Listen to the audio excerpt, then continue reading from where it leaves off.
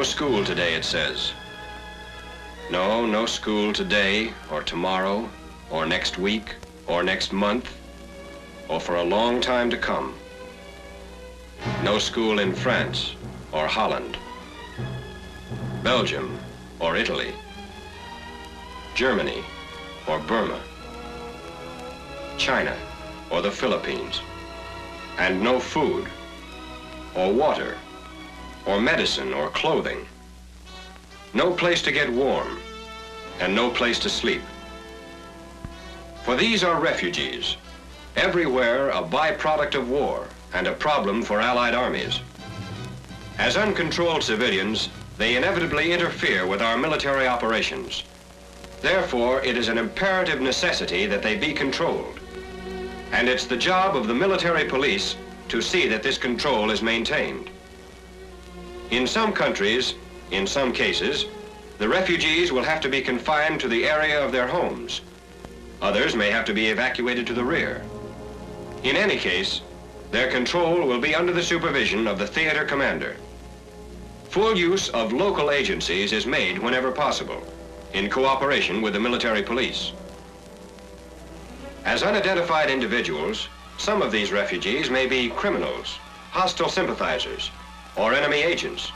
By spreading rumors, misleading information, or false orders, they can create panic and cause whole peoples to flee blindly into the streets and the open roads, even before their homes have been touched, thus making themselves a perfect target for the enemy.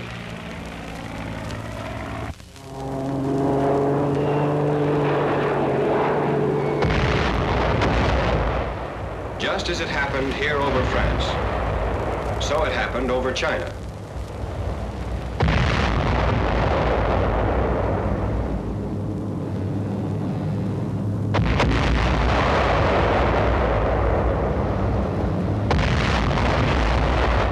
There, because of bombs and rumors of bombs, people took to their streets and open roads. They too became homeless wanderers and created a hazard to military operations by blocking the movement of troops and supplies. It's the same in every case, in every country. No matter where they're going or where they are, refugees are actually an uncontrolled crowd. They are ever a potential mob, a possible threat to law and order, and to the security of our troops and equipment in the area. Refugees without discipline endanger their own health, and also the health of our troops. Made desperate by hunger, they follow the garbage trucks and try to salvage any scraps of food that might cling to a discarded can. Their bombed-out towns mean disrupted water supplies, broken sewer disposal systems, inadequate shelter. These in turn mean more exposure and more sickness. So for both military and humanitarian reasons, we must act quickly and decisively. The commanding general orders a compulsory movement, which changes the status of the refugees into that of evacuees. His staff, which may include a civil affairs officer called G5, prepares the plans for civilian evacuation. The local commander, guided by the tactical situation, carries the plans into effect. Orders go down the line specifying exactly to what place the civilians will be evacuated and what arrangements have been made for receiving them. The MPs assigned to each succeeding lower echelon handle the physical side of the movement. There is a necessary difference in the discipline required for handling the evacuees of enemy countries as compared to those of liberated nations, and action is taken accordingly. While extreme alertness is required in both cases, in conquered territories, the strictest vigilance and aloof discipline is absolutely essential. Sometimes the evacuee will resist the order to leave his home. But evacuation is a compulsory movement, and he has no choice. Most often, however, he is ready to come out of his hiding place, his abandoned mine shaft, air raid shelter, or subterranean dugout, where he has lived for days seeking refuge from the air and artillery attack of both belligerents and the demolition activity of the retreating enemy. Gathering evacuees at designated collection points is the first step in the evacuation procedure. These collection points may be any suitable buildings or street corners. The second step is to direct the evacuees to the evacuation center, a large, convenient gathering place which may be any suitable location in town, an abandoned factory, group of houses, or school, just as long as it's away from the main lines of communication. Or the area selected may be outside the town limits. Wherever it is, the military police stay right with the evacuees throughout each move. They remain alert, even while life is being made more bearable for these evacuees. Here at the evacuation center, not only will temporary shelter be provided, but also sanitary facilities, emergency medical aid, and the immediate necessities of clothing, food, and water.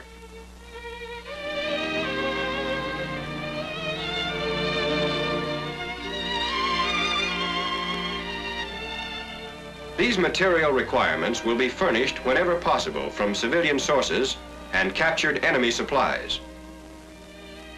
In every case, local religious orders, welfare societies, Boy Scouts, and local civil authorities joined the Red Cross and the military services in attending the sick and hungry.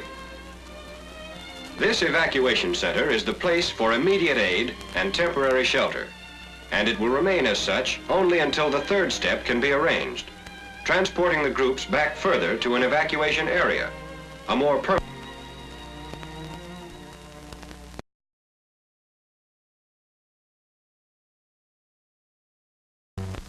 While the MPs control the physical circulation, the military government officer enlists the help of the local authority in the actual operation of the evacuation center.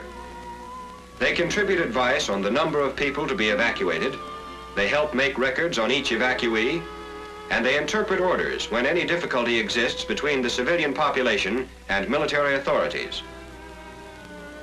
As soon as the evacuees have been organized to some degree, they are called in to complete their identification papers. Registration and identification of each person to be evacuated is vitally necessary for the successful control of circulation. Available civilian agencies and military personnel, all working under the supervision of G5, carefully interrogate and process each individual. At this stage, a most careful check is made for thieves, spies, saboteurs, and collaborationists. At the same time, the military police search the town for any suspicious characters, who are rounded up, questioned, and held with any available witnesses for interrogation by the Counterintelligence Corps or the military government. As there are usually a great many collaborationists to be dealt with, a large building may be set aside for their detention. A proclamation by the commanding general explains the rules and regulations of the new government and how they will be enforced. Most important, it gives the authority and details of the evacuation procedure, such as names of families to be moved, the date of movement, the location of the departure point, the time to report, and the amount of baggage to be taken. The evacuees go directly from the evacuation centers to the departure point, directed again by the military police.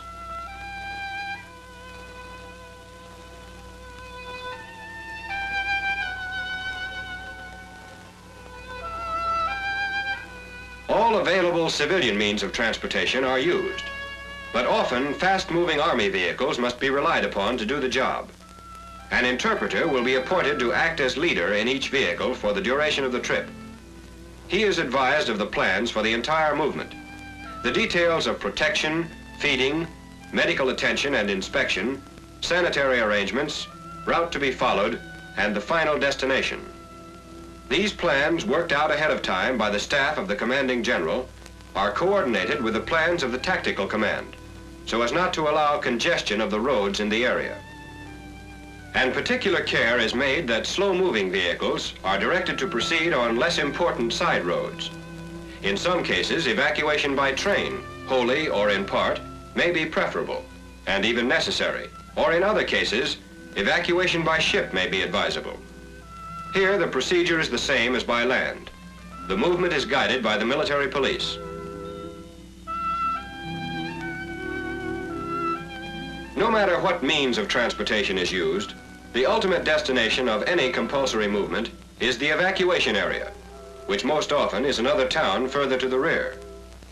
This will be the evacuees' more or less permanent home, until arrangements can be made for their return to the town they have had to abandon. Immediately after dismounting from the trucks, families which might have been separated during travel will be regrouped.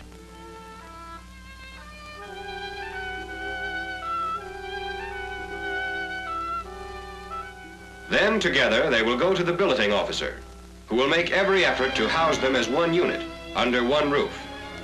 Whenever possible, townspeople will take groups into their own homes, while other groups will be quartered in barracks, assigned for their use. There, each entrance may be clearly marked for purposes of identification and registration.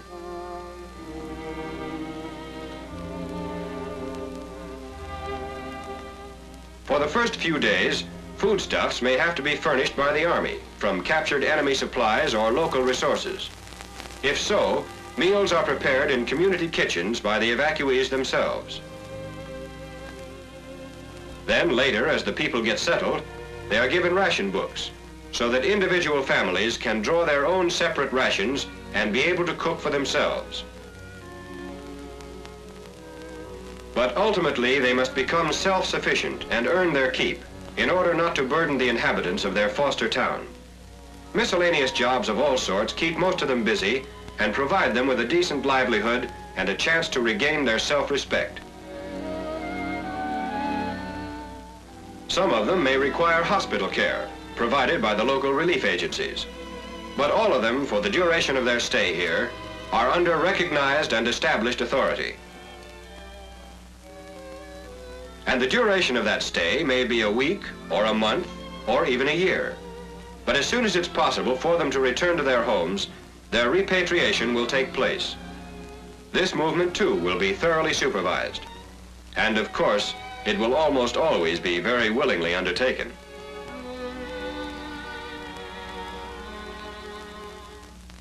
So they come home, even though the home is not as it used to be.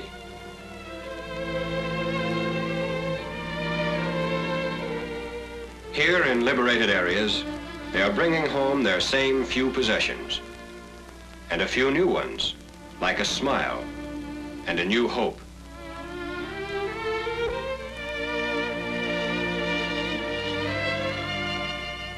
But most of all, they bring a desire to dig away the rubble, to plant their roots again, to begin a new life, the kind of life for which we all have fought and suffered, and for which we will continue to fight. The kind of life which is retained only at the price of constant vigilance, now and until peoples everywhere can dig again in their own native soil, unafraid and free.